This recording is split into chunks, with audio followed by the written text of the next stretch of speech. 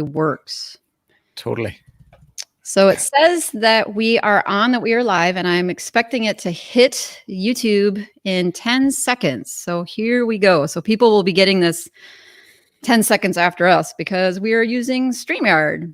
And it looks like we have 16 people waiting. And that's awesome. It's not showing up. Oh, it's up. There it goes. There it goes. Showing an ad. All right. And it looks like we are live, and I am not going to be able to check and like watch it over there because it will be really distracting because it's 10 seconds behind. So I'm going to look over here. Yeah, I just had to mute the sound on YouTube. But those of you who are in the chat, we are live. And can you hear us? I need a confirmation that you can hear us and that we are all good, because you know how I love technology. Yep.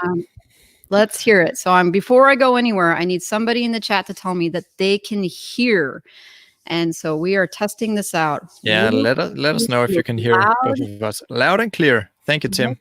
So awesome. Well, I am so excited that you folks are here and that we are doing this. We have tons of comments to get through, and I have a whole list of stuff to talk about. And really, I just want to, first of all, thank Morten for being here. This is so fun and exciting. It's like a party. Thank you so much for having me on your channel. It's really awesome. Also, because this is the first time I'm going live on YouTube, so it's a lot for me to learn as well. It's nice to have some hand holding the first time. Well, what's cool about it is that this is your first live stream ever. Like, you have literally never gone live before on any platform. And this is my first live interview. So I am really excited to be doing this. And that's why I'm wearing some ears, because this is a party. And I also brought some sound effects today. You ready? I don't have an eagle. I don't have a horn. I don't have anything else like that. So before we get going any further, before we jump into what we are going to do, I want to just quickly welcome some folks that are in the chat. I've been looking at the comments, and we've got a whole bunch of comments to get to, so I'm super excited to get to them. I want to say hey to Jay and to Pete, and you'll notice, Pete, that I left you some exclamation points. Carl has dropped in. Hey, Carl, I want to let you know that your chat that we did last week, we are expecting to see it next week. I'm guessing next week. Pete's got a question that we were going to touch on. Who else is here so far? We've got Prashant, who has been here, and then Pete again, who we saw before we got started. Morten was in the chat answering questions, which was awesome. Renat is here. Adam is here. Welcome, welcome. Jiha is here. And Traffics Mania, hello everyone. If I have missed you, I am sorry. I will spend some time getting back through the comments. I'm just giving it a couple minutes to get people on. Right now, we've got 17 likes and 23 people watching live. And Morten, I told you that people were going to come, that people were going to be excited. That's cool. To see you. Awesome. All right. So before we jump into the questions, there are a lot of them. I don't want to spend too much time doing admin-y stuff. I just want to give you a chance to introduce yourself and tell us a bit about you. I mean, the first thing I notice, I think everybody is going to notice, is that you are in a tent. I'm in a house and you're in a tent. Why are you broadcasting live from a tent? Yeah, I'm actually in a camper. So my wife and I and our toddler, Max, we are camping for 3 months right now. We're supposed to go through Germany, Belgium, France to England. We like to travel, and we bought this camper a couple of years ago because we have a toddler and he likes to have sort of small home base on the go. So I'm doing this from the camper. I'm in a tiny town in the center of Denmark where we live, because it's not that easy to get out of the border right now, but really soon they're going to open the borders to Germany and we might wander off down into Germany somewhere. So that's why I'm in a tent right now. It's attached to our camper. I can actually move the screen a little bit if you want. This is the camper van, and sorry, now there's the mic again. So yeah, so that's why I'm in a camper. That is, I just have to say that's so Cool. And I had no idea from your videos on your channel that you were actually out in a camper. And I just think it's really neat that you're able to do everything that you are doing right now from a camper. That's like the dream, basically. Yeah, we've been testing it out a couple of times. I mean, we've been traveling a lot before we had Max. We've been a couple of months in Thailand, in Chiang Mai, and to Florida and California many times, and also traveling through Africa. But after we had Max, it was just not so easy to go over the time zones, the jet lag stuff. So we decided to buy a camper and go in the same time zone because we have a driving distance to Germany. It's 2 hours. Denmark is so tiny. If you drive anywhere, you'll either fall in the water or get into Germany or Sweden. So it's pretty easy. You will fall into the water. That is my good friend from London joked that if you had to drive for 3 months in Denmark, you had to literally turn the wheel all the time to not hit the border. So that was not the plan to stay in Denmark for 3 months. But yeah, I'm running the whole business, whatever you want to call it, the whole publishing business, and also posting my YouTube videos and everything from this camper. So Max is sleeping from around 7 or 8 at night, and then I work till 1 a.m. So I have like 4 or 5 hours most nights, and some nights I don't work. So that's how I like to do it. That's awesome. Well, just as a reminder, folks who are jumping on, I want to say hello to Wild Fox and to Nut and Jesse and Laura. Great. It's really great to have everybody here. Let's try to get this out to as many people as possible and make sure that Morten has the best possible experience like we could possibly offer him. It's like thanks. Our community, like let's welcome him and help him out so he has a great experience. So please just make sure to hit that like button so that more people jump on. AirPod, hey, how's it going from Kenya? That's pretty cool.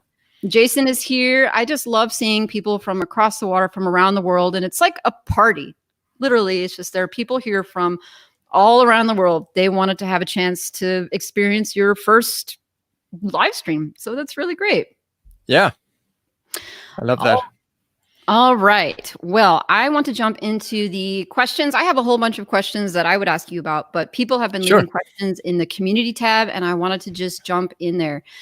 Terribly British, and you'll forgive me, man, because I forgot your name. You told me once in live stream, and I actually went back to check it, but YouTube deleted the live chat, so I couldn't find it. But the question is, are there any indicators on when a site reaches its peak and it's time to sell? What do you think? I mean, if you're in a small niche, if you think you sort of exhausted the topic, which is something I don't recommend, going with the too tiny niche or too tiny domain. But I mean, if you do that and you feel like you can't really take it any further, I'd say that's a good time to sell it. But otherwise, I like to keep growing my site like forever and ever. And I haven't sold any of my bigger sites. So yeah, so I don't know if that was any sort of answer, but I think the short answer is that I choose to always go in really broad niches these days, so I don't get to exhaust the list of topics to write on. I guess as I was looking at that question and hearing you answer it, I think a lot of people are looking for specific numbers, like they're looking at traffic and analytics and seeing potentially like a peak. You say, okay, this is no longer positive, that maybe the trend has passed. And what I hear you saying is that you focus on niches and on a website where you could grow forever and you would never get to a place where you would say, yeah, this site is aged out and is no longer any good. Yeah, there might be some, there might be some trends playing into it. I mean, if you had a site on fidget spinners or something that's really not as trendy anymore, that could be something. But I mean, I definitely also have smaller sites, but I haven't sold any of my good sites. So in terms of selling a site, I mean, I haven't seen it to be the problem that you sort of reach this plateau and you can't grow it any further. I think you can always keep growing.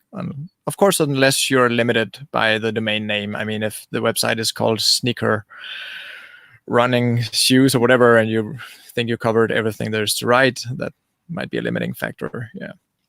Awesome. Well, before we go on to the next question, I want to just give a shout out to the people in the chat. And you can see on the screen, it says, put your wins and progress for the week. This is our regular Wednesday time. And so I expect everybody who is in the chat to let us know what you are working in and on your progress.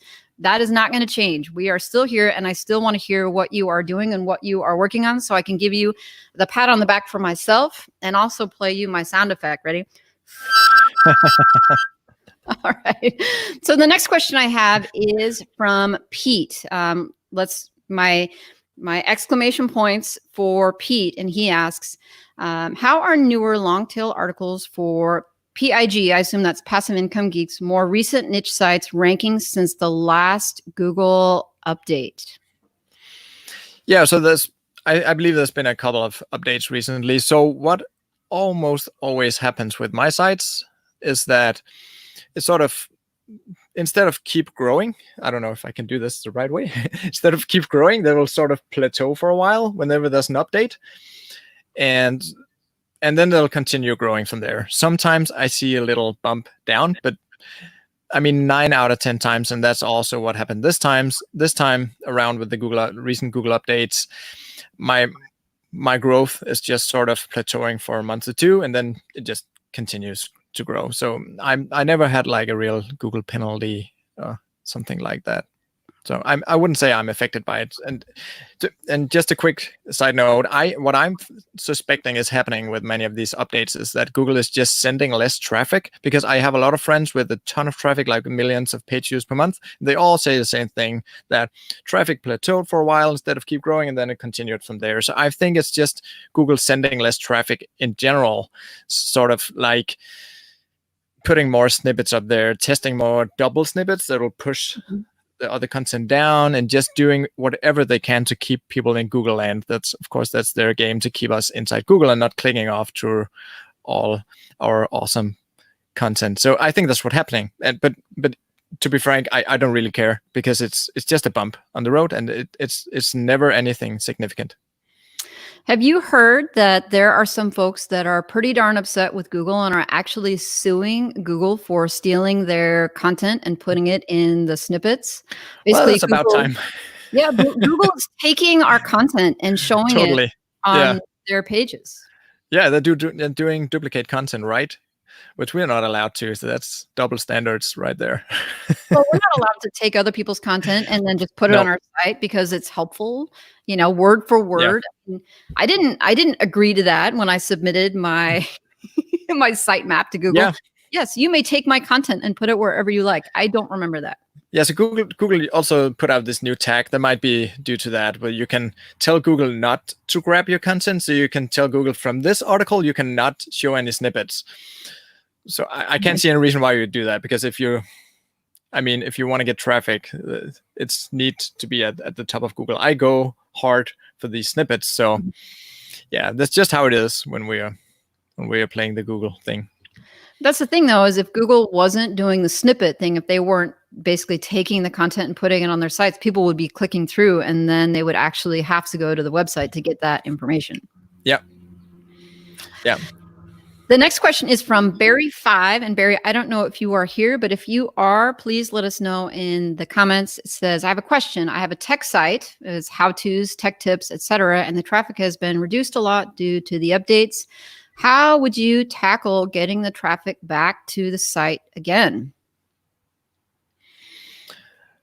Okay, I'm trying to find this question here. It's not one. It was in the community. Okay. Okay, that's also why you don't put it on the screen. I get it. Yeah, otherwise I would put it on the screen. I have that technology. I just don't have it over here. Yeah, okay. So just to recap, so he lost a lot of traffic, and he's wondering how to get it back. Is that it? Yep. Right. Okay, so I mean, if you lost a lot of traffic with one of the recent updates, it's definitely time to look into several things. So Google has been very vague in telling us what happens with these updates. They just keep telling us there's nothing you can do about it, but of course that's not satisfying in any way. So I mean, maybe look at if there's anything that's that's bad answer, right? I don't really know what to answer, because I haven't had any bumps like that where I really lost a lot of traffic. But I mean, maybe look at the backlink profile. That's just very basic stuff. I don't really have a good answer. What do you think, Emilia? Well, I think that the first thing to do really is try to decide where it is or why it is that traffic changed. And you say, oh, well, the timing of May the 4th, for example, we assume that any bumps or bruises that happen around that time are related to the algorithm update. I mean, the hard part is right now with pandemic traffic, a lot of us have seen, I think, artificial bumps, so either down or up. So we also have to take that into account because things are opening up right now too. So maybe I had a massive explosion in traffic, and I have a tech site which massively grew during the pandemic, and then it just shrunk back down again right around the same time as the algorithm update. But I know that had one or two pages that just really got it, just really took advantage of that update. And so to say, oh, well, one way or another, I mean, I think you need to know what and where the cuts are coming from. So yeah, you can absolutely decide if it's pandemic related or if it is the algorithm update. So for me, I'm looking at my sites and looking at which pages are impacted in the algorithm. In Google Analytics, you can see at the page level which pages are going up and which ones are going down. And so happily, in the algorithm update, I actually had some pages that are doing better now than they were before, and I have some that are doing worse. And by looking at the topic, I know that they're not pandemic related because the topics have nothing to do with the pandemic. But once you have an idea of where things are coming from, if it's straight across the domain, like everything has gone to pot, then you could say, okay, maybe this is links or maybe this is an authority issue. But if it is specifically at keywords, and so if you don't have any data, you say, how do I fix my site? And I say, well, what's first of all wrong? What has changed? And if you don't have any data, if you're not tracking your keyword ranking, like I don't, Sean is always after me. He's like, you need a rank tracker so you can know what's wrong. And I'm like, I don't know. But if you don't have a rank tracker and you're not looking at how your pages are performing, then it's really hard to say, here's the fix. Because otherwise, my suggestion to this guy, and thank you for the question, is going to be you need to write more content. You need to go out there and continue to hunt down traffic like you did before. But if you can figure out what is actually wrong and why it is that you lost traffic, then that is the first step to fixing it. Yeah. And I'll also add that these times are crazy times. I mean, with the pandemic, we see some crazy ups and downs, and also with the recent days with protesting and stuff. I mean, the major days around when everybody was reading about the protests and all that's going on in the States right now, I saw a lot of dip in traffic for some of my sites where you're just researching stuff, because why would you choose to research anything these days? You would just be glued to the news channels, right? So I saw a huge dip, and then it seems to go back up again. So that could be a factor too. So you have Google updates, you have the pandemic, you have these protests that's just all over the media, taking all the attention away from, anything that's not super important right now. And also I would say the tech space in general is super, super competitive. It might also be newer sites that are targeting some of the same content. So definitely, like you said, Emilia, look at if it's specific articles or if it's a site in general, or try to narrow down where exactly is the problem. Awesome. Pete dumped in two questions, and I'm going to give Pete two shots here. He said, for his 5 largest sites, how many articles would Morten like to publish per year? And what would be his longer term goal for total number of articles? And when would you think about selling? Pete, you crammed like 4 questions into that one comment. That's I cool. will let Morten handle that. What do you think, man? Okay, so at the moment right now, I'm trying to get to publish 100 articles per month. I'm not there yet. I think I'm sitting at around 60 or 70 articles per month right now. It's been hard for me to break into 100 articles per month. So that's not evenly split out between these 5 larger sites, but it is you've been on my channel, I can see, because you know that I have 5 larger sites, and I would love to have like 20 articles for each site per month. That's just not how it is, because these times are crazy. Some writers are not able to write right now due to the pandemic thing. And other people have much more time because of the pandemic thing, because they laid off work or whatever. So I'm just trying to crank out as much as possible. And I'm not very focused on exactly which sites get the most attention, but I'm trying to, the more the merrier, right? But I'm trying to get to 100 articles per month. And my biggest site is approaching 600 articles. And I would love to take all my sites to 500 to 1,000 articles, and then I'll definitely sell one or two of them. My main strategy is to sell one site per year and start a new site every year. But right now I'm starting way too many sites. Awesome. Well, before we go on to the next question, I wanted to say hi to some folks who just jumped on in the chat. There are lots of questions over there, but I just wanted to let you know that we see you. I've got the Mature Man, Samran, Income Inside, Edward, Nut, Rajesh, Nathan. Hey, how's it going? Thanks for dropping in. It's great to see everybody here. And if I haven't had a chance to say hello to you, it's because we've got 37 people on here and people have been jumping on and jumping off. But I appreciate you so much. And how's it going? Are you having fun? Like, is it awful? I mean, is it painful? Morten, is this terrible? Are you asking me? Okay, I thought you were asking everybody else. I love this. I think it's cool. I'm totally enjoying it. I knew you would like it. I knew that you would think it was fun. Yeah, totally. I love it. All right. So Adam, I don't know if you're still there in the chat, Adam, but thank you for submitting a question. And here it is. He says, what is it that he sees as being the differences between the people who succeed and those that fail with creating a good long-term revenue from passive income sites? Yeah, I definitely think a lot of people burn out when it comes to writing, and so it's just a lot of work. I mean, if you don't like writing, it's probably not your game. I mean, some people start outsourcing right away or from the get-go, but I think that's the most common thing I see and I hear, that people just don't publish enough content, and also, just get caught up in what we call shiny object syndrome, I think people call it, right? Just jump for whatever is happening right now. Then they do a bit of Pinterest, a bit of YouTube, a bit of whatever, start 10 sites.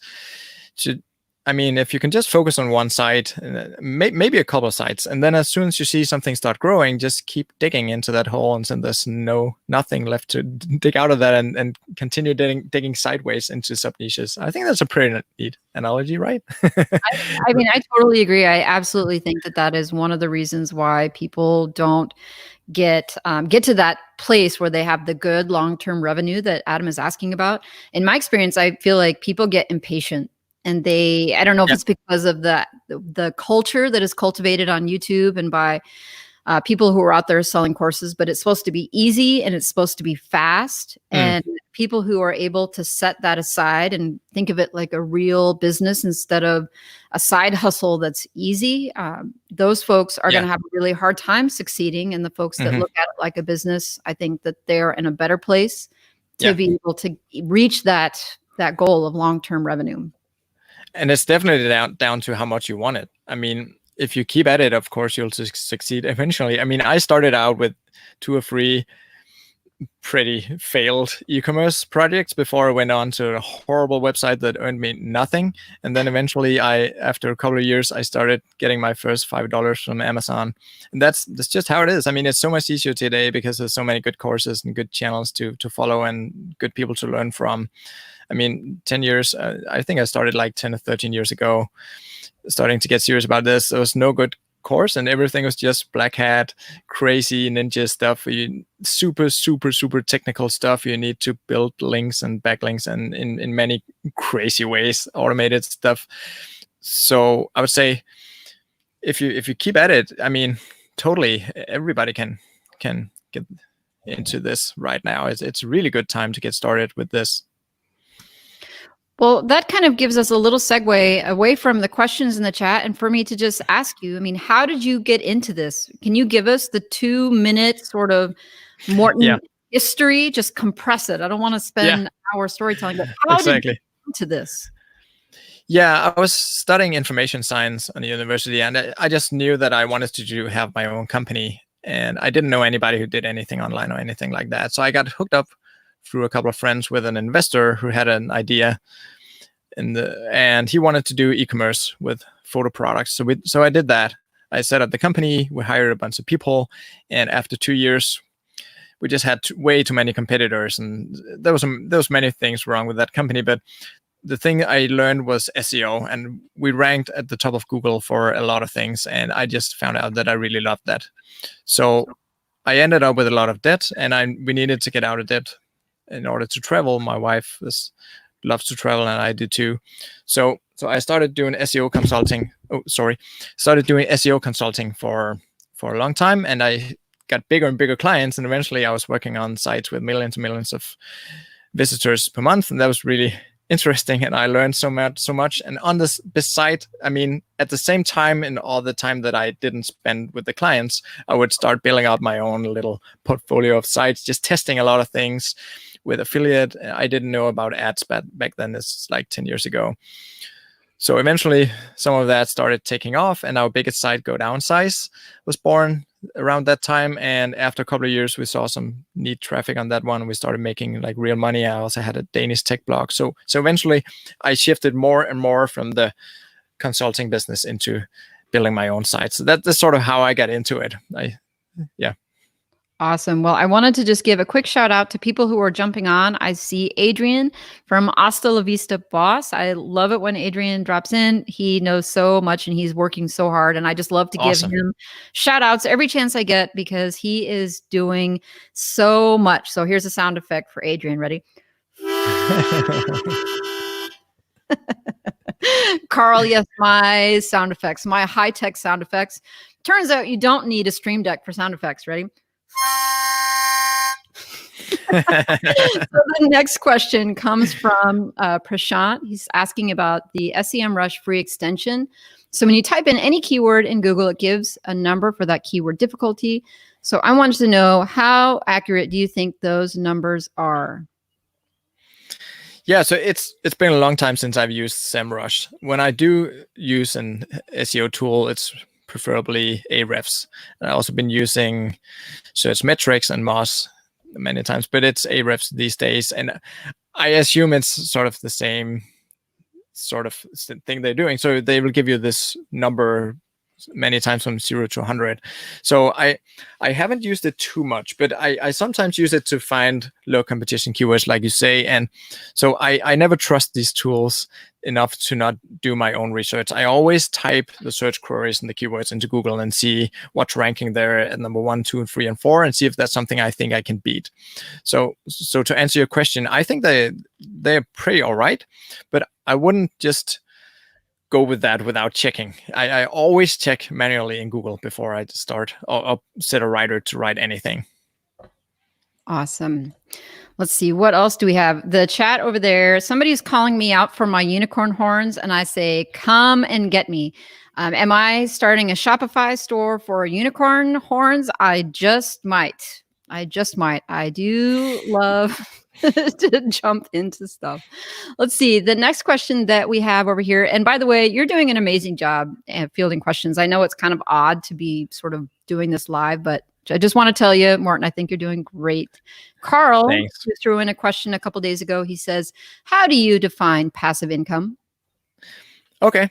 Yeah. So I don't think like any sort of income is 100% passive. I mean, if you didn't touch it at all, it would just, I don't know how that would even work. So when I define passive in my book, it's I'm sitting in a tent right now for 3 months, just RVing around Europe, and to me that's a passive business, because I can allow myself to draw back and just go traveling for 3 months without hardly working in the daytime. So for me that's a passive income stream, because I'm able to do that. I mean, I started doing YouTube, that's less passive, but even on YouTube I can batch content and just schedule it out in the future. So I mean, you can totally do YouTube passively also, but for the website, I mean, you can, if you want to, you can schedule content out in the future, and you can do these things, and that's pretty cool. And for most of my content, it's 100% outsourced at this point. Many of my websites I haven't written any article on those. So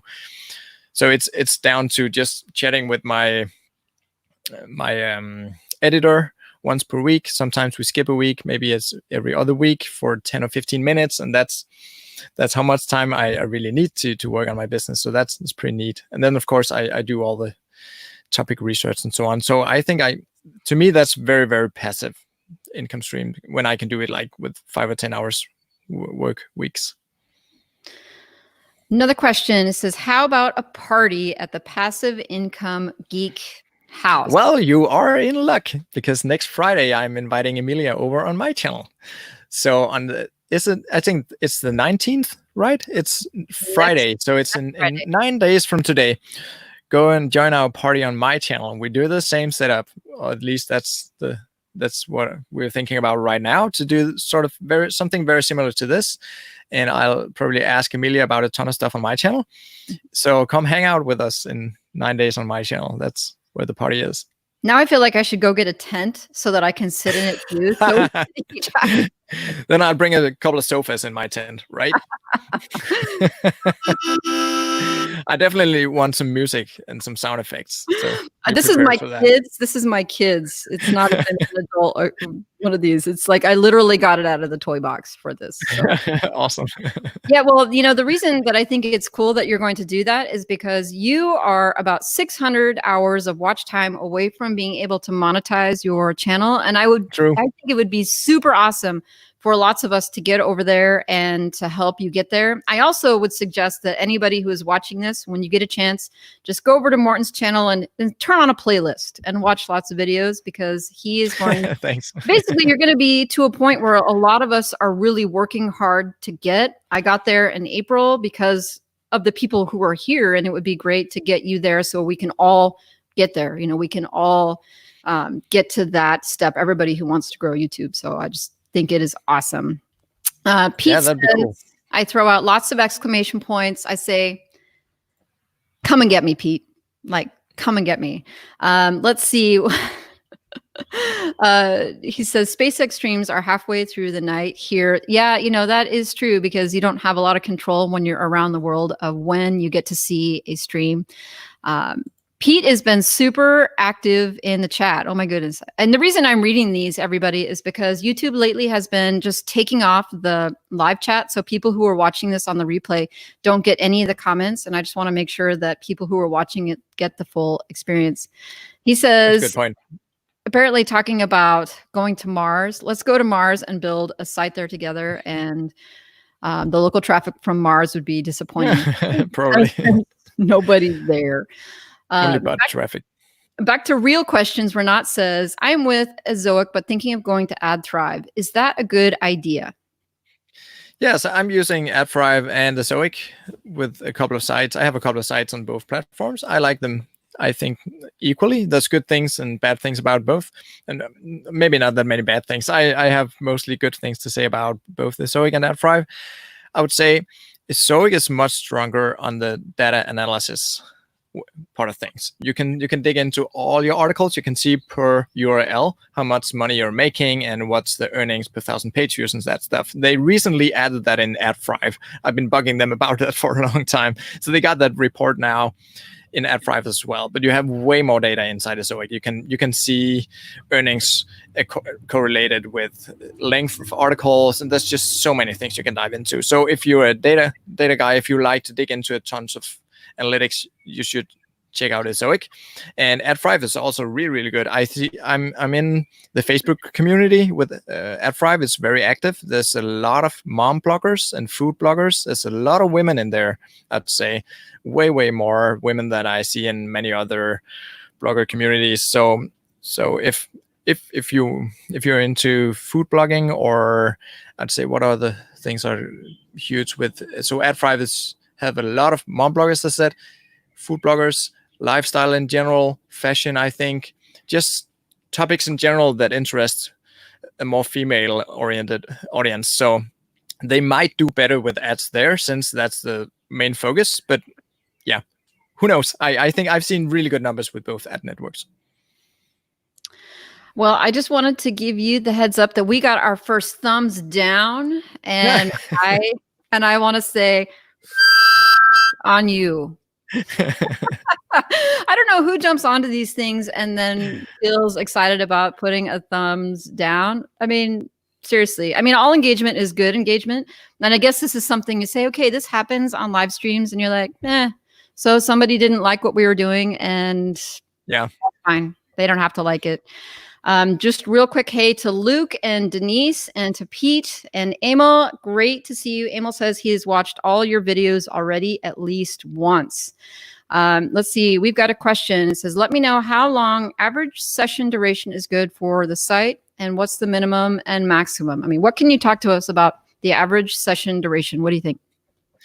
Yeah, so the way I look at this is that across the many niches I'm in, it varies a lot. And it also varies a lot depending on the topics, of course. I mean, if people are just coming for a quick answer, they'll just be in there and be leaving, and that can be a good sign. I mean, if they just stayed on your site for 30 seconds, they found exactly what they came for. It's not good news in terms of ad revenue, of course, and if you want them to stay on your site. But I don't really use that metric a lot. I'm much more interested in how much I'm earning per traffic and how much page views I'm getting in those numbers. So I don't really track it, to be honest.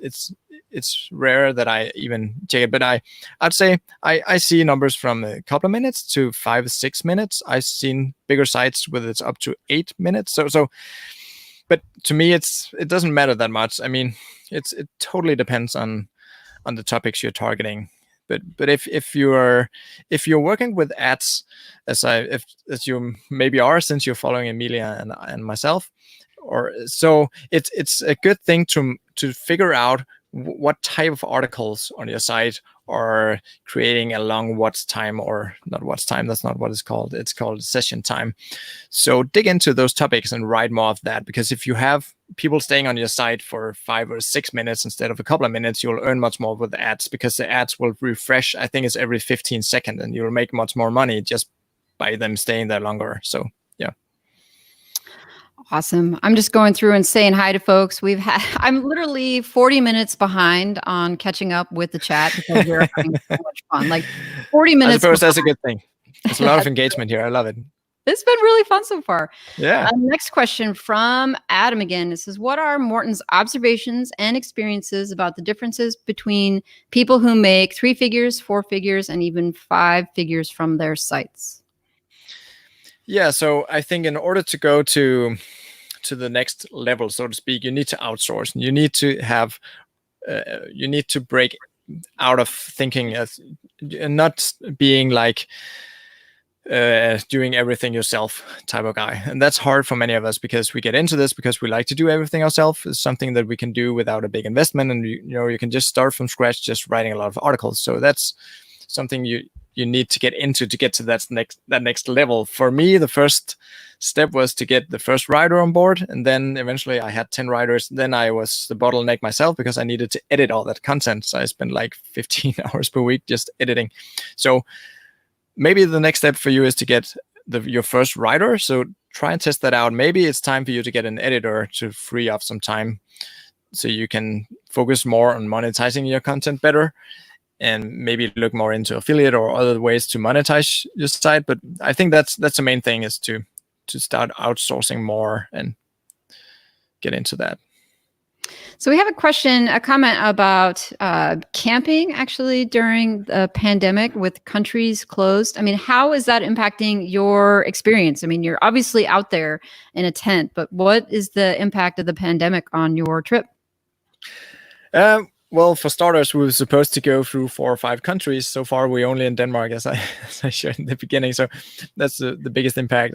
But there's actually quite a lot of people camping here in Denmark, because people are not allowed to leave the country. So they go to campgrounds instead. And a lot of people are getting into camping and RVing and stuff. So that's pretty cool. It's not a very popular thing in Denmark between young people, if I can call myself that. I'm 39, but it's mostly folks that are a lot like a generation or 2 older than myself, typically camping in Denmark. And we don't call it camping. It's more like setting up a very comfortable camper with heating and everything. So it's not, I'm not out here in a tent. I'm out here with an RV, like more like a towable camper. So it's been awesome. I mean, we're meeting a lot of folks because many people who are not used to camping go camping these days.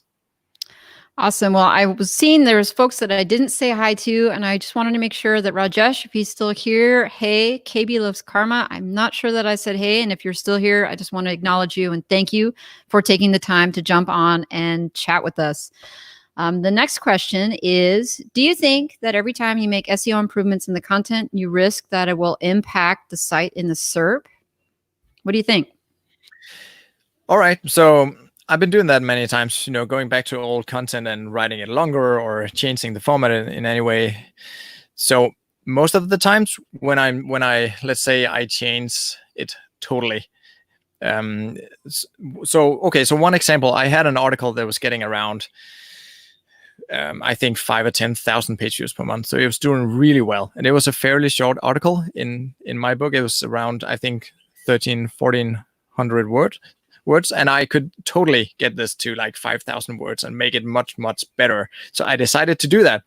And it just dropped flat, from getting I think it was sitting around 8,000. I can't remember, but it was between 5 and 10,000. It just dropped flat and it had like literally no traffic for 5 months. And that's very common when you do that, when you totally remake a post. And then it just shut up to like, can you say shut up? It shoot it.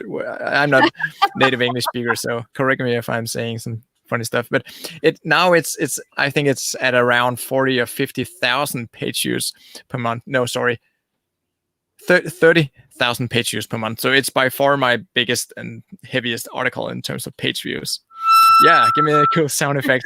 So just to say that it totally worked. I mean, it fell flat and then it just really, really did well after a while. And it's been staying there pretty consistently. So don't be afraid to go back and change the article. Just be aware that it might do really, really bad for a couple of months, because it needs to be re-indexed in Google, right? But now there's potential if this is the case. And so another scenario, let's say you have an article that's not doing anything for you. It's just sitting there doing nothing. I mean, why not totally rewrite it or remove it? So, yeah.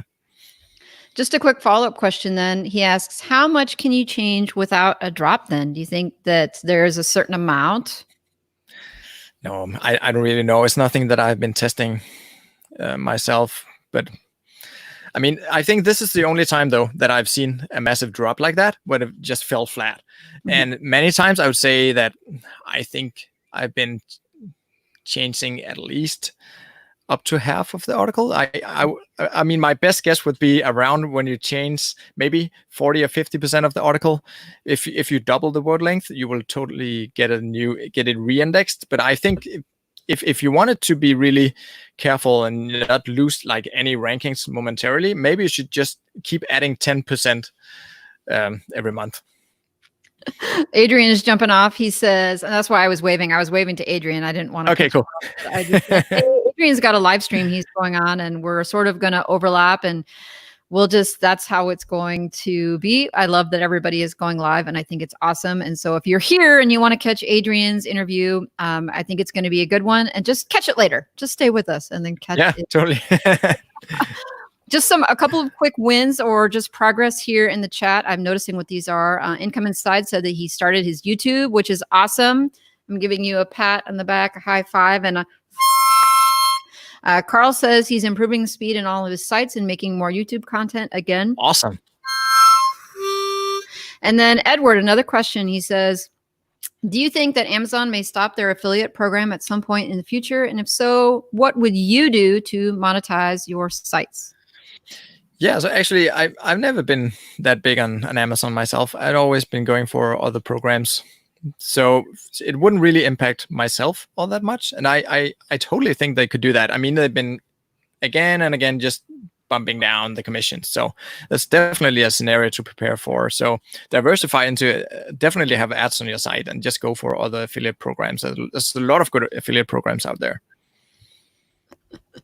That's awesome. I'm looking over, and the chat has been super busy today, which I love. And I just want to tell you guys, thank you so much for being here. The next question that we have up, and I'm just bouncing around today. Let's see.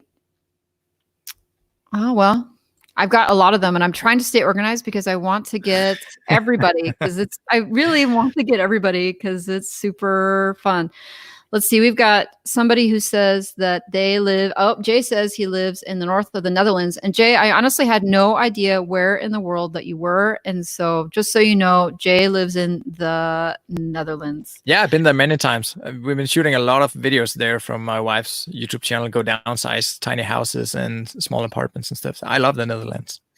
But that transition is a great transition to Jay's question. He says, he has 4 niche sites and writing 1 article every week. So all of them get a new post every month. He says he has 100+ articles on all of them. Where would you advise to sell? Because apparently he is saving up for a ticket to Mars. Then you'll probably have to wait a long time. So it's really worth a lot. Well, a good time to sell, if you want to sell the website, is after having at least a year of monetization, at least. So you have some statistics, you have some proof to show that it actually makes money. And so if you can have like a growing curve all through those 10 months, it'll be a good time to sell, I'd say. So there's no need necessarily to wait till it's this or that big. Sell it while it's growing, I'd say, because it'll be worth much more. And yeah. And I'm going back through, and some folks made some comments on some of the things that we said earlier. I'm not sure why Pete is elbow coughing. Sometimes it makes me think of it like the dab, the elbow cough.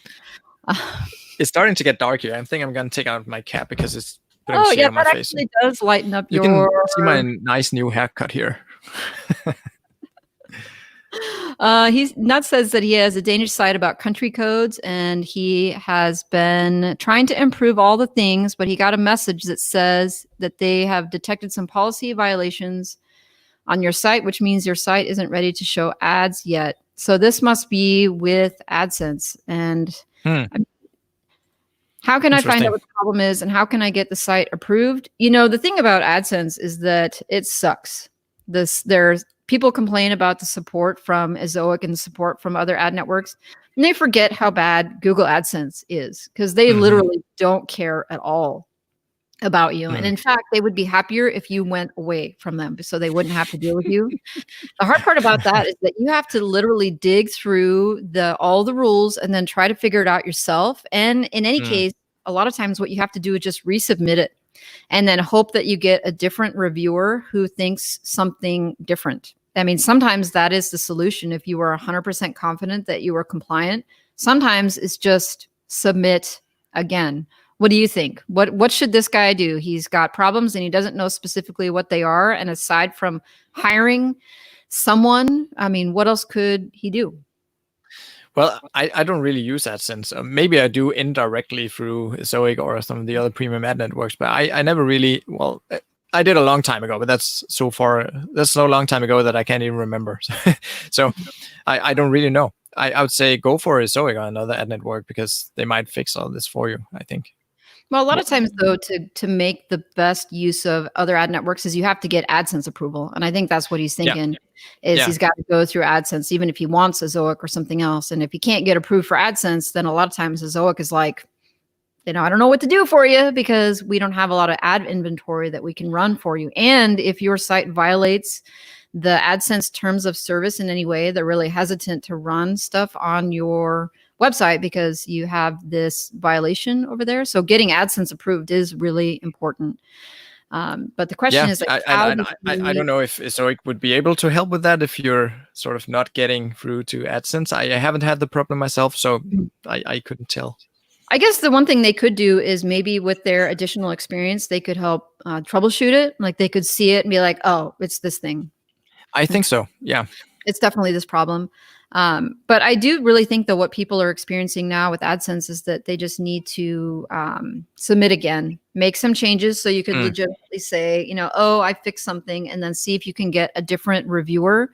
Because a lot of times if you get a different reviewer, you will get through and it won't be an issue. Jesse says, how many active sites do you have in your portfolio? And if you're comfortable disclosing it, how much are they earning? Do you tell people what your monthly is? Because I don't. And I know that a lot of people don't. I don't, because I talk with my wife about this once in a while, and we're not really comfortable sharing these numbers. Also because it's not something we go and share with even all in our family and our friends and stuff. So but I'm still pretty new to this. I mean, I started doing YouTube in January, and before that, I totally did all I could to fly under the radar. So it's still new to me. But what I'm telling on my website is that we're making like 5 figures per month. So that's the number I'm putting out there. But I'm also sharing numbers for a couple of sites. So one of my biggest sites this month hit for the first time. It crossed $10,000 with AdThrive. So that's from one of my bigger sites. And so the question here was how many active sites do we have? I'm actively working on 5 sites right now. I have a couple of sites on the back burner. I have some sites just with a couple of articles sitting there because I get too many ideas and then I don't have time to focus on everything. And so 5 bigger sites is what I'm trying to build, and I think right now it's actually 6 because I started just another one, and I think that'll be a big one too. So I need to sell some sites this year to stick to my plan with 5 bigger sites, and yeah. Well, I wanted to give a shout out. I got a message on my phone here from my friend Sarah. Actually, it's Sarah over at Ezoic. She just was wanting to let me know she was watching the stream and she was tuning in. And awesome. Hi, Sarah. I think that what's funny is that a lot of these ad networks, they actually pay really close attention to what people are saying about them on YouTube. And I don't think people realize that because they don't often leave comments or participate in the chats. But when the topic is about a ad network, I think that they are paying more attention than we realize. But my question then is, just jumping off of what Jesse had to say, is where would you go then to list your sites? Like, who is the first place you would call? Like, would you pick up the phone and call Empire Flippers, or would you go with Motion Invest, or would you try to do what Income School did, which is have a garage sale like straight off of their YouTube channel? Like, how would you sell your sites? Yeah, so I did sell a couple of sites that were on Ezoic, and I sold quite a lot of sites, but 2 sites that were bigger and then just a whole bunch of smaller sites because I wanted to focus, and that was just sold through a common friend. I just sent out an email to 5 good friends, and then they knew somebody. So that's one way to do it. But I think Motion Invest would be something I wanted to try, because it seems like you can finish the whole due diligence and the purchase and everything in a couple of days, and I love that because I don't want to, spend weeks selling a website. But that would probably be for a smaller site. I talked to these guys, and they're really, really cool guys, and so I think they would take. Do you know, Emilia, sites that are earning up to around $2,000 per month? I think. They occasionally will list a larger site, but not very often. And I mean, mostly they're focusing on moving their inventory. I mean, they don't buy everything to list it. A lot of times they buy stuff just to put in their own portfolio, or they may want to do other things with it and then list it. So I don't think that there's an upper end or an upper range that they would consider. I think people, they're interested in selling with them and are interested in getting a quick sale for any size website, I think they would consider it. They're interested and not, going back and forth. I mean, they want to get the due diligence done, and they want to start migration within like 24 hours. Yeah, and they actually looked at a couple of my sites that I'm looking to sell later this year, and they said they could totally take it off my hands at a good price. So I think that's what I'm going to do this year. That'll also be a couple of smaller sites. So yeah, that's the only thought I've been giving to selling sites. Yeah, Chris over in the chat says that Motion Invest will only pay 24x, I should say, which doesn't surprise me, because what they are offering folks is quick cash, and that's not something that you can get from just about anywhere else. And so I think that's part of the deal. Doing the direct sale is okay. You might not get as much if you work through us, but you will get it really fast. And there are times when that can be really attractive for folks. Okay. Let's see. I had another question queued up, and let's see. Samran says, how to force Google to update its cache if it's showing the old version of the description of your search results, just on PHP, so not in WordPress. What do you think? Yeah, that can be a really, really short answer. You just go into Search Console, and you find that, I can't remember what it's called, but in the left side, you can clear the cache for a URL, or you can ask Google to remove it completely, but just ask Google to clear the cache. There's 2 options: remove it or clear the cache. So That's what you can do in there. Just type in the URL, click enter, and it'll do it within, I think, 24 hours or something. I don't know if I said hi to Mike yet, and I wanted to say hi. It's great to see you. I haven't talked to you in a while, and so it's nice to just see you pop up. And I saw you had a question down there. So if you are still here, we're just working through it methodically. We are about 25 minutes behind now on questions. But we're 54 minutes into our live stream here. That's awesome. I mean, as long as people want to hang out and party, and you're it's awesome. Let's see. This is Ria. Also, he goes by Rich. He says, how does he prepare content template for his writers? Cool. Yeah, I work a lot with content templates. So whenever I decide to do what I call a batch of articles, let's say I wanted to do like 10, 20, or 30 articles that are very similar on the topic, I would do many times I'll write the first article myself, sort of use that as an example in the template, and then just quickly lay out a template from one of my other templates, just change it a little bit so they know exactly what I'm looking for. Maybe give them some specifics about where I want the table or whatever I want to be in that post. So that's how I do it. I use Canva, so that I think that's how I prepare the content template. Awesome. I've been getting some text messages like off here, and so I'm trying to manage all of the things. You're a busy woman. So Adrian, this was his question that he had to jump off before he did. He says, how do you stay consistent? I mean, what helps you stay on track? Yep. So what helps me stay on track? Well, first, I absolutely love what I'm doing. I mean, the stuff that I do in my business these days is what I absolutely love. I find the topics, and so it's not like it's hard for me to do this. I really love what I do. And also now that I have an editor now who communicates with my writers, and having her as sort of the middleman between me and my writers is just really awesome. So that's also keeps me sort of, I know I'm going to talk with her this day, and we're going to discuss these things that we talked about last week. That also gives me a little consistency in the tasks that I do, if that makes sense. I'm just looking through the chat, and I have lost so much about what so much of this stuff is about. Pete, if you're still there, you're gonna have to explain to me what you mean about security guards. I literally have no idea what's going on there. And then Adrian said he's going to leave his laptop on overnight to run your videos so that we can help him get to the monetization point. Yeah, I'm 600 hours away last time I checked. Did we talk about Amazon affiliate commissions and what you would do if Amazon closes up shop?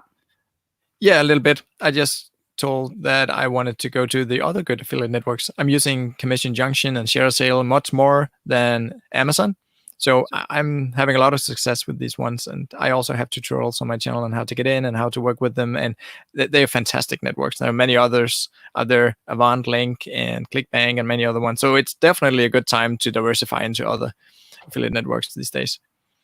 Carl says he has to go. So I wanted to say thank Carl Broadbent. Bye, Carl. If you folks are out there and you aren't following Carl, he's a great guy to follow, super real, and he's just posting his experiences, and I totally recommend his channel. Alte says, nice stream, and I want to say, hey, Alte, if I hadn't had a chance to say hi, then let me do that. Luke says, when getting into a new niche, what resources do you use to learn about it other than Google search? Yeah, so these days I don't write the content myself. So that would be my writers doing the research. So many times they will go to YouTube. I advise them to do so because I personally think it's much easier for me to learn about a new topic on YouTube, and so just let them spend some time in there getting familiar with the topic. And then I like to assign a writer for a longer period of time to this same topic, and then I start with some really, really easy questions, or so they're typically the low competition topics, some really, really easy stuff. So after you've written 15 or 20 or 30 of these light topics, you'll get more and more familiar with the topic, and it becomes easier to target the heavier stuff and the more difficult stuff. So that's how I go about it. Well, here is something I'm going to do. I actually have to get up and go take care of something over there, and we are live. And so I'm going to leave you with this question, Morten. I'm going to let you read it. So you're basically in charge of the stream, and I will be right back. Have you branded any of your domain names as they become more successful? This is right to worry about someone registering your domain name as an LCC or trademarking it. Well, I haven't been trademarking any of my domain names. And in terms of a branded domain name, so what we're talking about here is like giving your website, choosing a domain name that's a made up word, not like best sneakers reviews or something like that. I never do domain names like that. Like that sounds super commercial. So I typically do what I think people will call like a partly branded domain. So it could be something like one of the sites that I reveal on my channel is animalhow.com. So it's about animals. So it's called animalhow.com. And another site is Sewing Machine Talk. So it's about everything about crafts and sewing and quilting and knitting and so on. So it's called Sewing Machine Talk. So I would say talk is sort of the brand word in there. So that's how I try to brand my websites, my domain names, and just keep them as broad as possible, because it allows me to keep writing content on them for a very long time. So that's just how I do it as they become more successful. Yeah, and no, I don't think I'm ever going to trademark any of my websites. It never really came up as something I felt like I needed to do. Well, that was a first. I literally had to go use the restroom. We totally trashed your channel while you were out there. Yeah, well, I was completely unwilling to stop the stream and turn this off. You might be blocked on YouTube now. Sorry. So I literally just left a live stream to go use the restroom. That is apparently a win for the day. Well, thank you for the trust. I trust you. I totally. Oh, I'm looking through the comments, and Carl was mentioning, and Carl's gone, but he said that he got 46 thumbs down on WP Eagle's stream because he, went on that, and we were talking about having a thumbs down. Oh my goodness. Now we have 4 thumbs down on our video. So I guess. No, don't talk about it. People will think it'll be fun too. I like, woo. Adam says, thumbs up from me. Answers have been good. Jay says, are you a Nintendo fan? Well, I've definitely been playing a lot of Nintendo in my time. That's probably because I had this cap here. It's actually something I just found in a Target store in the US when I was visiting a couple of years ago. But I've been playing a lot of Super Nintendo back in the days. Yep. Hey, if Leslie is still here, I just wanted to say, hey, I didn't have a chance, I don't think, to say hi earlier, and I just wanted to say welcome and thank you for jumping on. Let's see. Alex says, do you use a CDN? And if so, does it skew your analytics numbers at all? Well, with the Zoic, I'm using a CDN there. And also with, I'm using VPX hosting. I believe they have a CDN feature that's turned on for a couple of my sites. I haven't found it to interfere with my analytics numbers at all. They've been unaffected by that, I think. I'm going through. Chris says, I'm too much of a control freak to get a writer. A high quality writer seems to cost too much. What do you think about that? Yeah, it's something that comes up a lot. And people ask me about how much should I pay for a writer and so on. I really haven't found how much you pay a writer and the quality to be as correlated as people think it is. So I really prefer to go with what you can call a green writers without a ton of experience, because that enables me to educate them in the writing style that I prefer. And it also allows me to start from a lower start price point.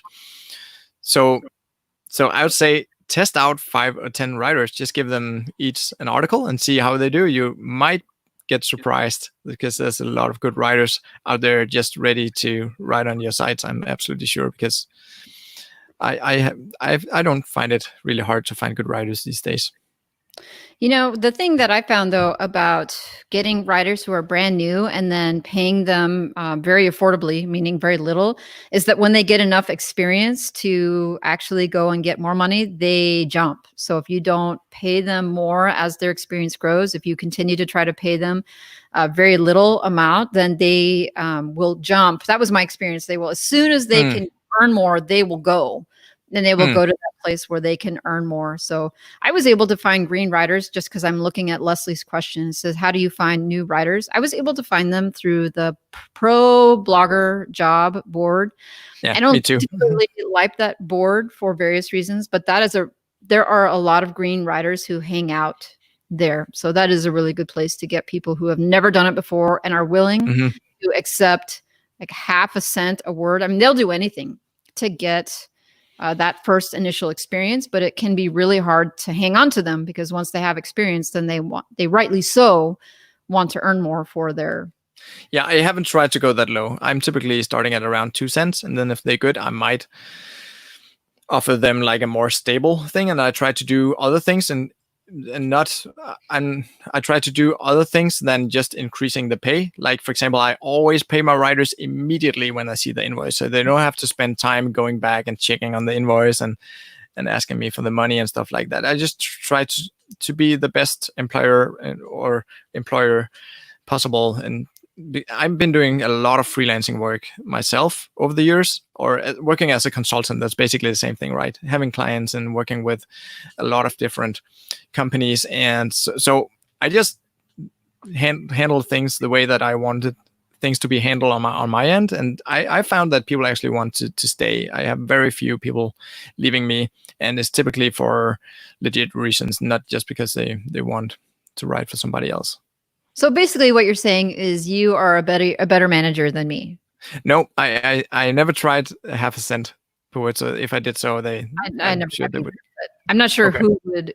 who is a native English speaker or who actually had some English experience. I guess I'd never offered somebody half a cent. I think the lowest I paid somebody was a penny. I paid somebody a penny a word who was brand new, who had never. I think you could do that. I think you could do that, but probably not in the States, and probably in the Philippines or Kenya and Nigeria and That's places. what you think. I've paid native English speakers who live in the US who were just hungry to get started Wow. a penny a word. And then for me, it was worth it because I could spend a lot of time with them, like you said, working through. But that was the downside of it, is if the pay doesn't go up commensurate with their experience as like real time as they gain, then they're going to find somebody who can pay them 2-3 times that. And even though, 3 cents a word isn't a lot, it's more. And they're going to go and do that if they can. Yeah.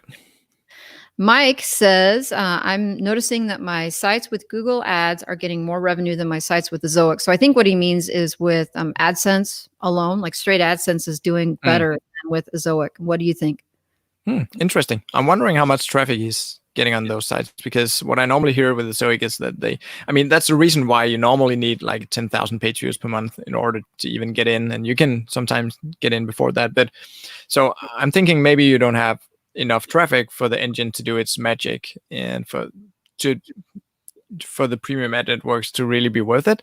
So I think as you grow, you'll see that you can definitely make a much more with a premium ad network, because they add some programmatic layers and bidding, and they will drive up the bidding on the ads on your site.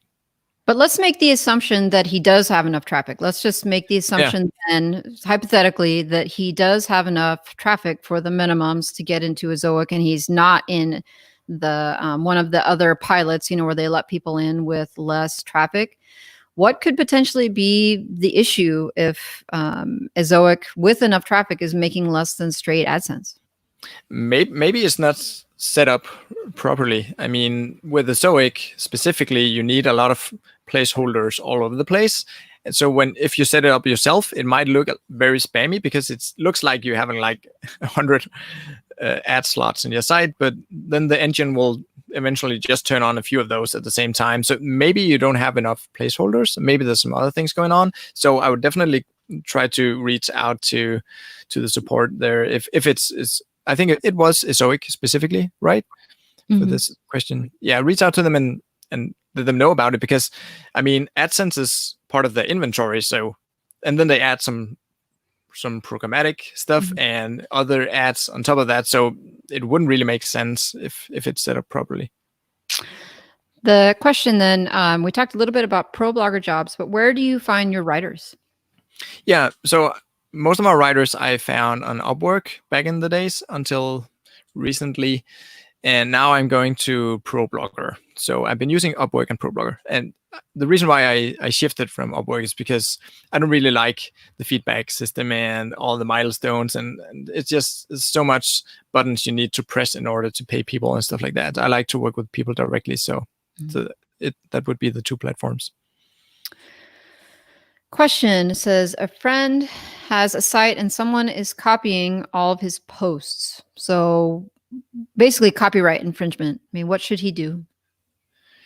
Yeah, maybe reach out to the hosting company and see if they're able to take it down from their side. I mean, if you can prove that you wrote the content originally, if they keep copying your articles, it's pretty easy to prove that you wrote it first and you published it first on your site. So I would try to just see if you can get it fixed by that route. Otherwise, you might just send them some legal stuff letters and just thread them a little bit, shake them a little bit, and see if they'll fix it.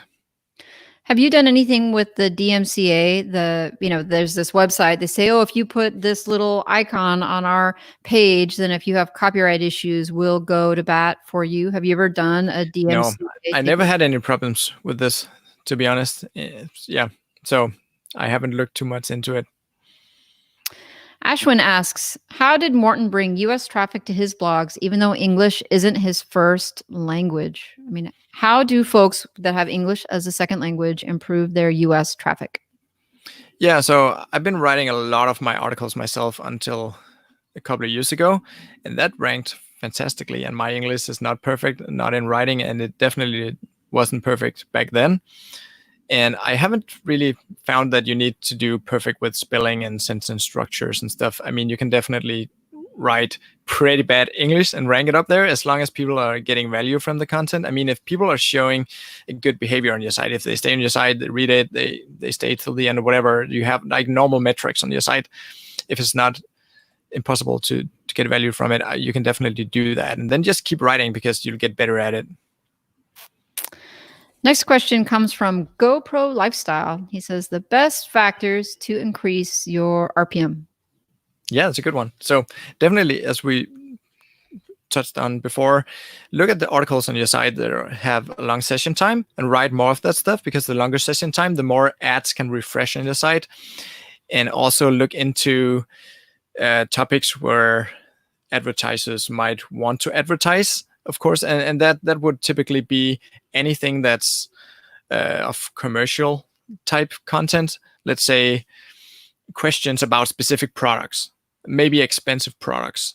And what I like to do is to target niches and topics that relates to the upper middle class in the US. Because if you go for super expensive stuff like Rolls Royces or super expensive cars, maybe the people looking for it is just teenagers looking at fancy cars, because very few people can actually afford one. But if you're looking at, let's say, golfing or something that's interesting to the upper middle class, that's a good you can say topic or way to go when you're looking at a niche target content. There are many other things though. Do you have some ideas on how to improve the RPM? I talk all the time on my channel. I'm curious to hear what you think. And I also wanted to send a call out. I've gotten to the bottom of the live chat. And so if you already dropped a question in the live chat and we missed it or did not answer it, please drop it again, because I really want to give everybody a chance to be heard. And I've got him here and he's promised to stay here as long as we want to go. And so if I missed your question, please let me know what that was so I can get to it. Morten, did you want to talk more about RPM? Yeah, factors? I have a few other things. So one other thing that I see people not doing that they should do in order to increase the RPM is to increase the font size, because that will lengthen the article. That's that way. It's mirrored here. So don't use a super small font. I think I usually go for 18 pixels. So that spaces out the article more, and don't add too many images, because you might allow, and that's not something I tested actually, maybe I should test that, but I like to allow for a lot of ad spaces. I mean, if I don't cram the article with a lot of images, I think it will allow for more ads to be shown there and still have the text showing nicely. So space out the article, and also longer format articles are doing really great. And also, if you're using a Zoic or AdThrive, they also have this report now, as we talked about many minutes ago. You can dig into what articles on your site are earning the highest, making the most per 1,000 page views. So definitely dig more into that. And yeah, I mean, there's many things you can do, but yeah, that's some of the things that I always make sure to do on my sites. Jesse says he went to your site Animal How and copied the font size and line height. Okay, awesome. You know, what's funny is I was talking to, I think, John Dykstra on this channel like 6 months ago, and Yeah, he's awesome. yeah, he's great. He said that he likes to put lots of images on his articles because it forces you to continue to scroll. So the longer you'll be on the page longer because you have to continue to scroll down, and it can increase the time on page and then give those ads a chance to refresh. That might be a good strategy, because you might have these sticky ads that's following you as you scroll down, and if they keep refreshing and you also look at all these graphics, yeah, that might be a good way. Video, you know, the sticky videos that play in like the gutter on the bottom, and then people are still scrolling, and it gives that video more time to. Yeah, and that's another good point there, Emilia, to put videos on your site. Have this automatic displayer that starts automatically. You can soon do that with the Zoic. I'm doing it with AdThrive. I know you can do it with Mediavine. So just do some short videos, just like 20 or 30 or 40 seconds. You can use something like, I think is it called Lumen 5 or something? There's these free software where you can quickly throw in a bunch of stock videos and throw your text on top of it, make it sort of some good small videos that explain some of the stuff that you're going over on your site. Just have them automatically start to play on your site, moving out in the sidebar eventually, and then they will also show video ads, and that's just nice to throw that into the mix to increase the RPM.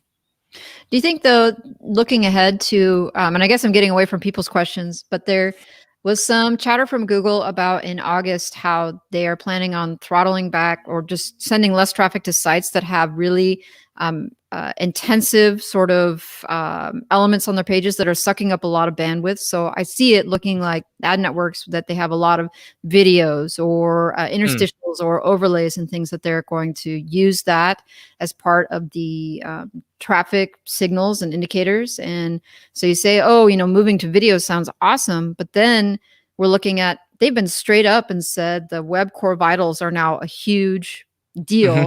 Going to be a huge deal going forward. I mean, it makes me sort of afraid to be doing anything on my site that involves autoplay or that involves video, because I'm afraid I'm going to destroy my site with too much stuff.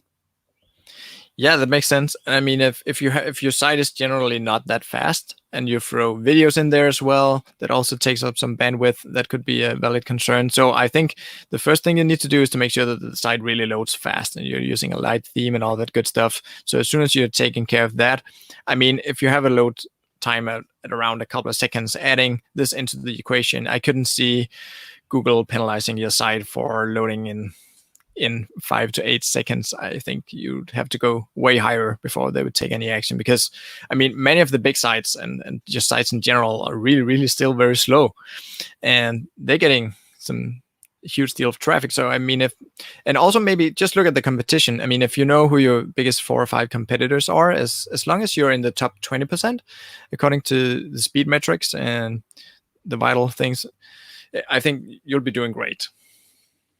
Well, this is a special deal. So there are 29 people on the stream, and I've been texting with a friend of mine who's over at Zoic. Sarah is the head of influencer partnerships and marketing over there, and she texted me and said that Zoic would give an Amazon gift card to somebody who is in the chat today. There's nothing I don't know what do you think people should do, Morten? I mean, how is somebody going to earn this gift card? I honestly don't know how much it's going to be. I'm guessing it's not going to be more than, $10 or $20 in that range. And if Sarah is there and watching the comments, she can tell us. But basically, I mean, what would be a good criteria for somebody who wanted to earn basically the first gift I've ever given out on the channel? What do you think? Yeah, that's a good question.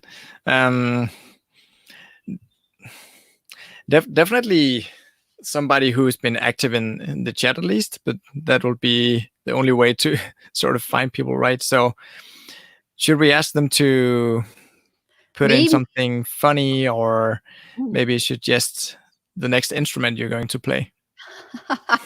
Maybe we will ask people to put a story, some kind of story in the chat that is about their journey online. And maybe Sarah can pick out one of the best internet sort of experience stories. So it could be funny, it could be sad, it could be tragic, like, I put this thing on my site and it tanked it.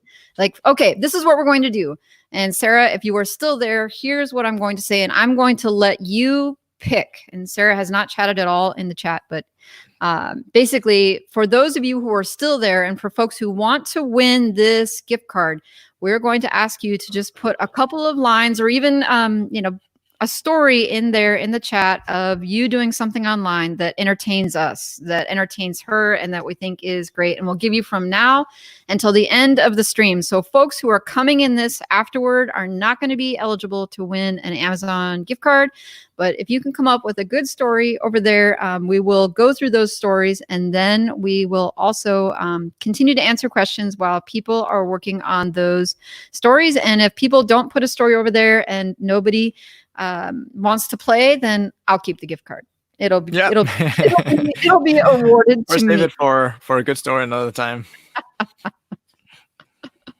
Oh, let's go. Next questions. Pete says, any tips for finding long tail non-competitive keywords with a new site? Topics that have minimal answers already in the SERPs. Well, I have a video on my channel about how I do keyword research. I like to call it topic research because I don't focus so much on a specific keyword. I think of it much more as a topic, because many times my articles will rank, or articles in general will rank for hundreds of keywords. So there's many ways to do this. And I like to use the Google autocomplete, where you start typing something into Google, they will tell you what people are looking for, because Google tells us that this is based on search behavior. So that means if you start typing something and Google will come up with all these suggestions, that's actually what they expect you to write, to type in. And that's what people are generally looking for around that sentence that you're starting to type. And also the people also ask box that comes up. There's a ton of good questions there that are typically easy to go for with the new site. You just make sure to always check the competition. Keep doing your research until you have like a good list of articles where everybody at the top of Google, when you type in these searches that should trigger the article, make sure that everything on top there is like user-generated content, like Yahoo Answers or Quora or forums and stuff like that. Like thin content that's user-generated, or really short articles. You know, I talked to Richard Patey last week, and I think on Monday, my interview with him, I had to cut it into 2 parts because it was super long. I put it on the podcast too, but he is really— I saw that. Cool. Yeah, he's really into trends, and and newsletters. And, people talk about Google Trends as a good place to get an idea for content ideas. But what he does is everything for him is about newsletters. And so he signed up for this newsletter. I think it's called trends.co. And they go and do that analysis for you and then write articles about it. And then their newsletter is a weekly dump of, here are some really trending ideas and trending things. And it costs a lot of money to join it, but you can do a trial of it for 2 weeks for $1. And so I went in there for $1, and I'm starting to look into it. And it's actually really neat. Like, there's a lot of stuff in there that I wouldn't have thought. It's like, oh, yeah. And I could see people who were looking at starting a new site or just looking for a new silo of content for their existing site could look at that, because it was stuff that I wasn't seeing on Facebook, that I wasn't seeing on my news feed, but I could see it. Like, you just see the connection. You're like, wow, that is going to be a huge area of content. That is going to be huge, and that's going to grow. And so that could cool. I have to check that out. Yeah, no, it's like $300 for the year. And so for me, that's a lot of money to invest in something, especially since I'm not going to use it. But I just like, wow, that is a really neat idea to get ideas. So and another little tip to find low competition topics is, if you have an existing site, you can go into Google Search Console, and if you linked it up to analytics, you can also see the data in there. And then you can sort by impressions and see where you're getting a lot of impressions and very few clicks. And sometimes there'll be a specific question or something that you didn't answer fully. And if you're showing up on page 2 or 3 in Google, that means that people didn't find this answer on the first page of Google. So if you wrote this article specifically targeting that question or that sentence that came up there, then you can see you're actually getting impressions and you're showing up on page 2 of Google. So they took the time to get past all those top ranking articles. If you can write that article and get in there, you can totally find some low competition keywords there as well. It's funny though, you look in Google Search Console and you see some of the things that I rank for. There are things that I rank number 1 and 2 that I didn't even write about. Yeah. You say, okay, if I could rank for this while not having written anything about it, then I should be able to rank for this while actually answering the question. Yep. Totally. Yeah. For entries into the Amazon gift card competition, I'm sorry, I can't read it. So it's got to be some English characters. Otherwise, I'm going to have to find the translate option. So I am sure this is a great Maybe source. somebody in the chat can help us here. Maybe somebody else can translate it for us because I would like to know what it says. And I'm bummed that I don't know what it says. Jay says, if I win the Amazon voucher, I will order another instrument for Amelia. Oh, that's a contender. That's a good one. Denise says she's been doing this for nearly 2 years and her family still thinks she's a realtor. And yeah, I do think that's funny. And right now that comment is trending, in my opinion, for the Amazon gift card. Jay, if you want to win the card, you're going to have to do a little bit better than that. I think my mom still thinks that I create websites, like I design them. She still asks some funny questions that she totally don't get what I'm doing. She's also in the late 70s, so she's really excused. It's really hard to explain. You say, well, I build websites, but that's really not the focus of it. I'm a content publisher who happens to, install a theme, and then that's the build. Yeah. The building of the website is starting up the domain name and hosting, and then buying a theme. Yeah, that's usually what I tell people if I don't want to spend the time explaining to them what I do. If you meet somebody here when we were setting up the tent here in the camper, people say, "So, what are you doing?" I make websites. Okay, cool. Then you can sort of move on much more quickly, right?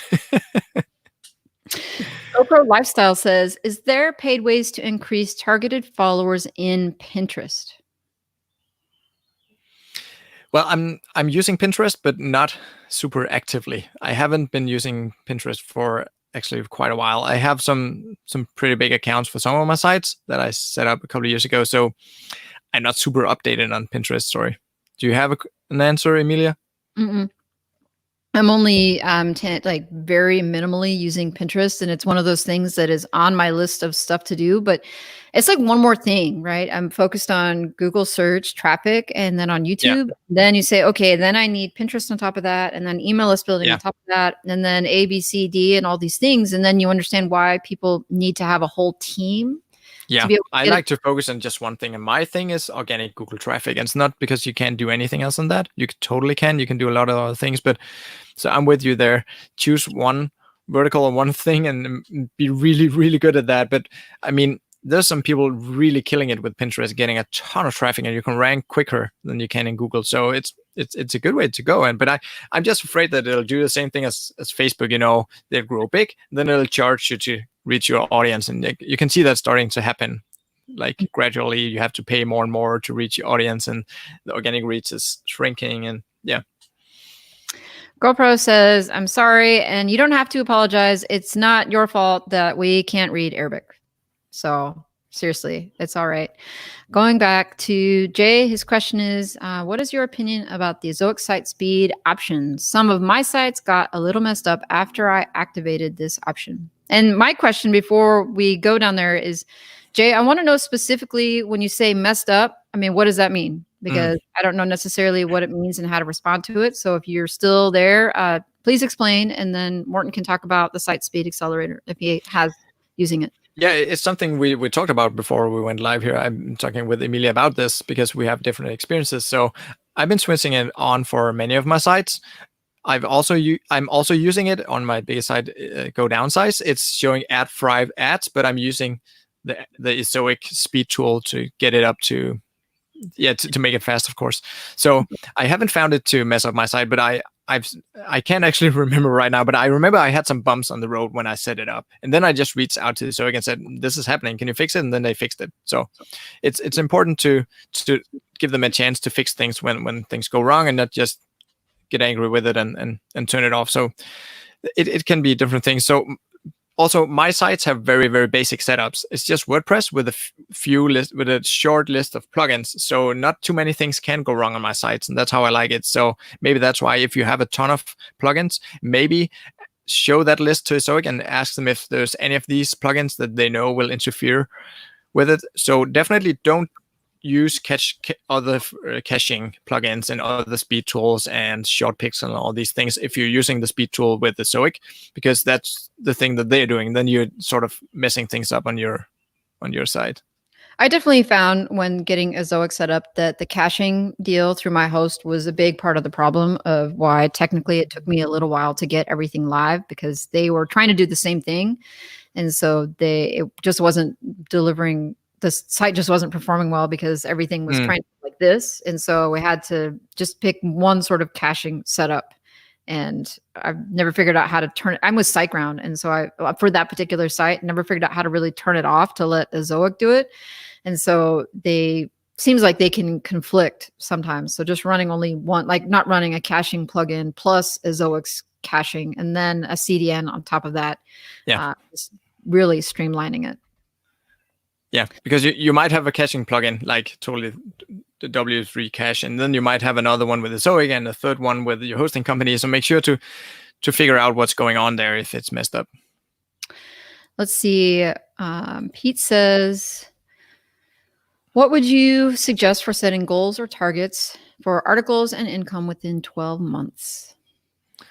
All right. So it totally depends on how much time you have and also how much money you have. I mean, if you can outsource, you can totally speed up things, of course. So if it's 12 months, I mean, some of my own sites, the website that you can take a look at, animalhow.com, it's a website that I created in 2 months of writing a lot of content. I wrote 100 articles over a period of 2 months, a little less than that. I think I wrote the first 60 articles in a month, and then I wrote another batch of 40 articles 3 or 4 months later. So, and then I just let it sit there for a year. I didn't really touch it. So I only worked on the site for 2 months. And then after, I think it's 2 years old now, but after a year, it was making around $600-700 per month. And I didn't really do much with affiliate on it. It was just from ads alone with the Zoic, and then I moved it to AdThrive. And for this specific site, I actually saw a bump in the earnings. So I think it's sitting pretty constantly at around $700-800 per month right now. I would expect it to do more, but I haven't really found a good affiliate network for pets. So if you are out there, if you're watching this and you have a good affiliate network for pets, I've been trying out Amazon, of course, and I've been trying out Chewy.com. You only get compensated for referring new customers. So apparently everybody I sent there is already a customer. I don't know. And I also been trying, what was the name of it? It was the program I found on ShareSale. It was Pet. I can't remember the name of it, but I tried another one that had really good ratings, and it didn't make me any money either. Let's see. We've got, when you started with Animal How, did you mix content with different animals, or did you focus on one animal for a certain time and then move on to another? Good question. I just went all over the place. I was just looking for really, really low competitive, underserved topic, you can say. I was looking for topics where nobody wrote an article about it. I remember the first article was about why do giraffes have horns? Why do they have these little toots? So nobody had written an article about that. So I just went for different animals. And it was also to see if I could rank for a ton of different stuffs just in a niche as broad as just animals in general. So it's about endangered animals, it's about extinct animals, it's about prehistoric, and it's about cats and dogs and fish, and it's birds. It's about anything in relation to animals, and everything seems to rank really well. Awesome. Well, I'm looking at the time and we have gone for 90 minutes. I feel like this has been an epic sort of first stream. I hope that we got to most of the questions. I don't think we got to them all, and I definitely had a giant list of them that I didn't get to either. So maybe we'll do it another time, but I do bring some of those questions to next week. Start off with them on my channel when we're doing this thing next Friday. That is right. I do want to give a shout out to Zoic for sponsoring an Amazon gift card. And I'm just going to let them pick somebody from the chat because my idea for people to throw in stories totally flopped. And I'm okay with that. So we'll just pick someone from the chat just for one. And that will be fun and fine. Just a reminder that, folks, we are going to do this again on June 19th over on Morten's channel. And we don't think we've settled on the time specifically, but I think it will be really similar to this. So folks can go ahead and make probably at the same time if that's still good with you. Yeah, Jesse says he likes gift cards, and I totally concur. I agree.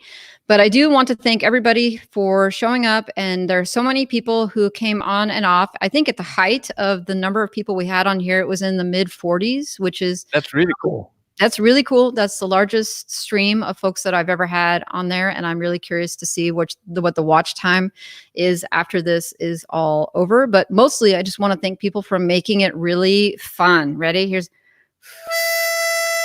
Yay. Maybe next week. A lot of fun.